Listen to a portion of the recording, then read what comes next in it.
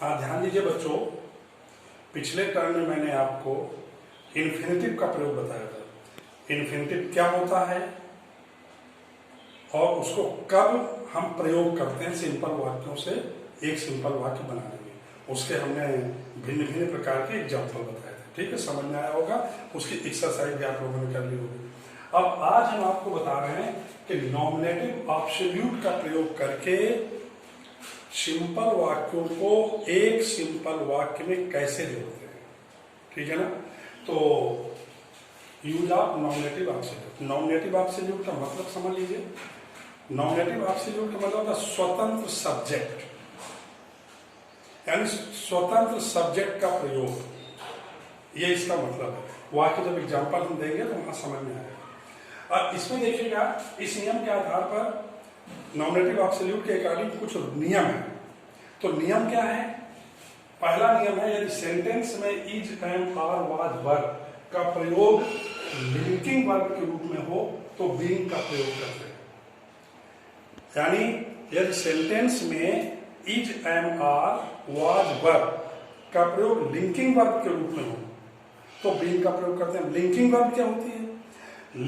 अगर is, am, are, was, वर के तुरंत बाद कोई मेन वर्ब नहीं है, किसी मेन वर्ब का प्रयोग ना हो तो समझ लो वो लिंकिंग वर्ब का काम कर रहा है।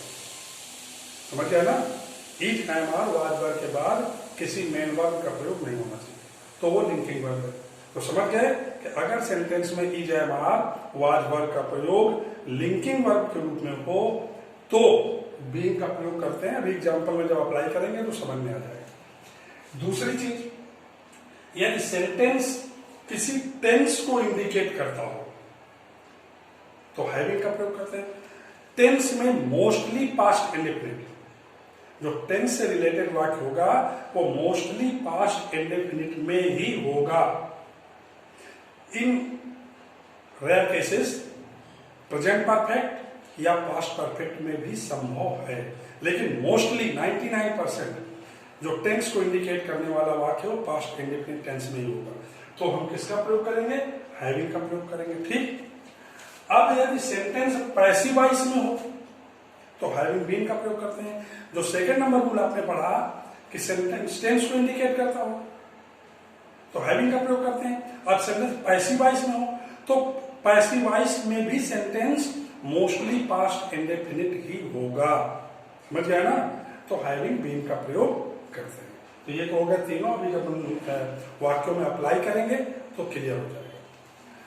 अब हम नॉमिनेटिव एब्सोल्यूट का प्रयोग करते कहां पर है, ध्यान देना जरा। वो कौन सी कंडीशन होती है, वाक्यों के क्या स्वरूप होते हैं जिनको देखकर, जिनको पहचान कर हम नॉमिनेटिव एब्सोल्यूट का प्रयोग करेंगे।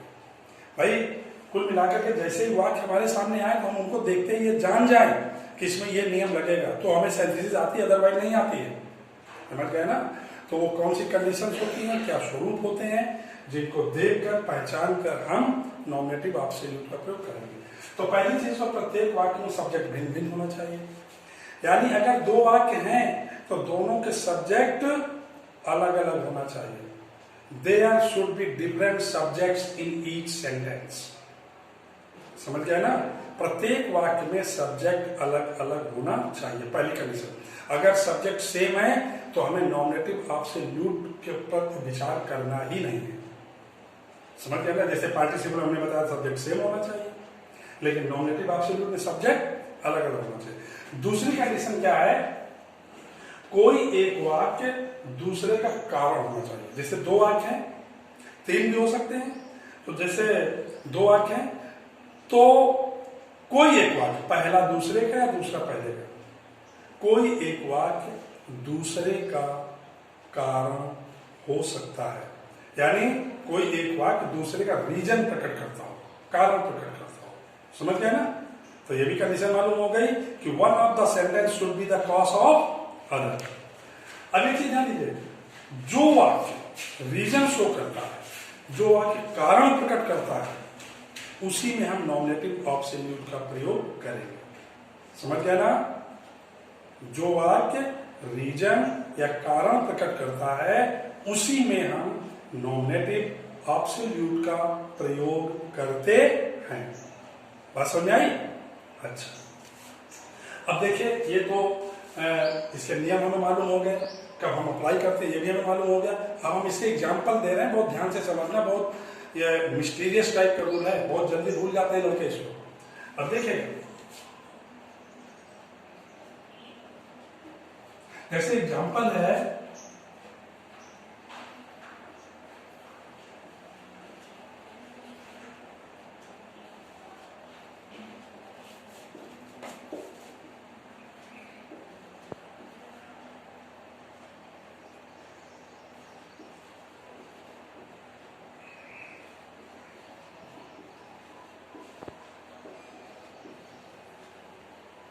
देखिए दो वाक्य दिए हुए हैं, बहुत ध्यान से समझना।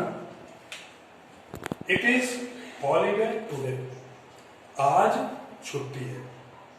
The boys did not go to school, लड़के स्कूल नहीं गए। तो कंडीशन पहले हम देखेंगे, जैसे दो वाक्य आ गए, ये तो बाई चांस हम नॉमिनेटिव एब्सोल्यूट पढ़ा रहे हैं तो उसी का एग्जाम्पल होगा।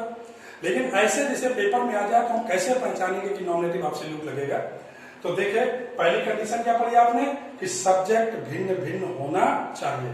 तो देखिए यहाँ पर सब्जेक्ट है इट और यहाँ द बॉयज, यानी दोनों के सब्जेक्ट अलग अलग है। ठीक। दूसरा कारण है कि कोई एक वाक्य दूसरे का कारण होना चाहिए। तो यहाँ पर देखिए लड़के स्कूल नहीं गए, क्यों? क्यों नहीं गए? क्योंकि आज छुट्टी है। समझ गया ना? तो लड़कों के स्कूल ना जाने का कारण है आज छुट्टी होना। तो आप देख रहे हैं कि इस वाक्य का ये वाक्य कारण है। ठीक। लड़के स्कूल नहीं गए, क्यों? क्योंकि आज छुट्टी है। तो इस वाक्य के कारण हो गया। इसके बाद आपने पढ़ा कि जो वाक्य कारण प्रकट करता है, रीजन शो करता है, उसी में हम नॉमिनेटिव एब्सोल्यूट का प्रयोग करेंगे। तो हम इस वाक्य में नॉमिनेटिव एब्सोल्यूट का प्रयोग करेंगे, कारण प्रकट कर रहा। अब देखिए नियम है कि इसमें लगेगा तो पहला नियम है एक सेंटेंस में इज, एम, आर, वाज, वर का प्रयोग लिंकिंग वर्ब के रूप में। तो हम देखते हैं, देखिए वाक्य में इज का प्रयोग तो है, लेकिन हम ये कैसे जाने कि ये लिंकिंग वर्ब है? तो अभी भी मैंने आपको बताया था कि अगर सेंटेंस में इज, एम, आर, वाज, वर के बाद किसी मेन वर्ब का प्रयोग नहीं है, किसी मेन वर्ब का प्रयोग नहीं है, तो समझ लो लिंकिंग वर्ब है। अब इसके इज के बाद देखिए कोई मेन वर्ब नहीं है ना, इसलिए लिंकिंग वर्ब हो गई। तो हमें क्या करना है? इसी के स्थान पर बीइंग का प्रयोग कर देना है, बस हमारा वाक्य बन गया। तो जब इसको हम बनाएंगे तो हो जाएगा इट बीइंग हॉलीडे टुडे, काम। केवल हमें क्या करना है? उसी इज के स्थान पर जो लिंकिंग वर्ब उसी के स्थान पर बीइंग लगा देना, बाकी हमें पूरा सेम सेंटेंस उसी प्रकार डाल देना। Comma the boys did not go to school. अब देखें इसका मतलब हुआ आज छुट्टी होने के कारण लड़के स्कूल नहीं गए। आज छुट्टी होने पर लड़के स्कूल नहीं गए। अब यहां पर नॉमिनेटिव एब्सोल्यूट, देखिए जो इट है ये, तो ये स्वतंत्र सब्जेक्ट के रूप में काम कर रहा है। इसका किसी हम वाले इट हटा दें, being holiday today the boy did not go to school, बोलने में और सुनने में कहने में वाक्य ज्यादा अच्छा लगेगा, लेकिन वाक्य गलत होगा। समझ गए ना? तो इट जो है यहाँ पर नॉमिनेटिव एब्सोल्यूट का प्रयोग कर रहा है, स्वतंत्र सब्जेक्ट का प्रयोग कर रहा है। तो वाक्य बन गया आज छुट्टी होने के कारण लड़के स्कूल नहीं गए। क्लियर? एक एग्जाम्पल इसका और हम दे रहे हैं, देखिए जैसे वाक्य है the teacher was absent,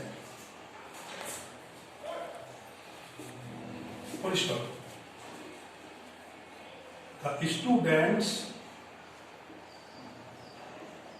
made a lot of noise। जरा ध्यान देना वाक्य, देखिए the teacher was absent, the students made a lot of noise. अध्यापक अनुपस्थित था, छात्रों ने खूब शोर मचाया। कंडीशन का ये करें, पहले में क्या है द टीचर, दूसरे में क्या है द स्टूडेंट्स, सब्जेक्ट अलग अलग है। छात्रों ने बहुत शोर मचाया, क्यों? क्योंकि टीचर अनुपस्थित था, अध्यापक अनुपस्थित था। तो आप देख रहे हैं इस वाक्य का ये कारण है। जो कारण है उसी में हमें नॉमिनेटिव ऑब्जेक्टिव का प्रयोग करना है। सेंटेंस में is am are was verb, वाक्य में वाज का प्रयोग है और इसके बाद कोई भी मेन वर्ब नहीं है, कोई मेन वर्ब नहीं है ना, इसलिए ये लिंकिंग वर्ब है। तो जब इसको हम बनाएंगे तो बन जाएगा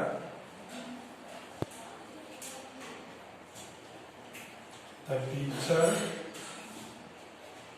बीइंग absent comma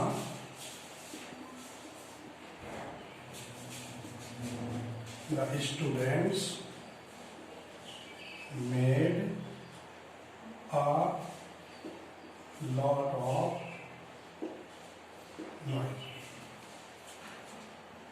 देखिएगा, अध्यापक के अनुपस्थित होने पर छात्रों ने खूब शोर मचाया।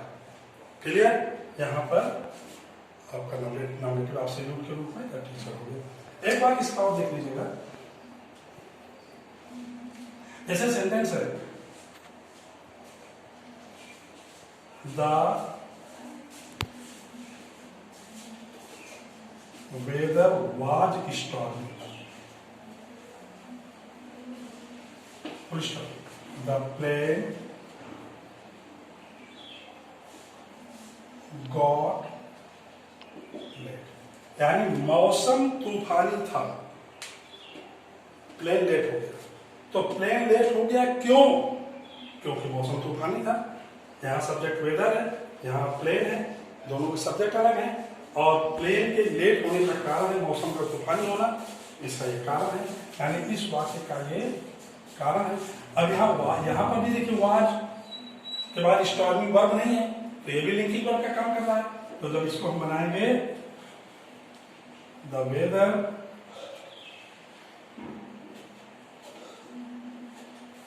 बीइंग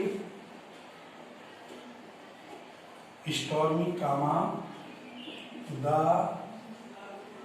प्लेन गॉट लेट, यानी मौसम तूफानी होने के कारण प्लेन लेट हो गया। क्लियर? क्लियर ना? मौसम तूफानी होने के कारण प्लेन लेट हो गया। तो ये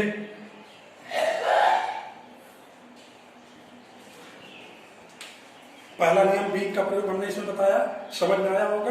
क्लियर?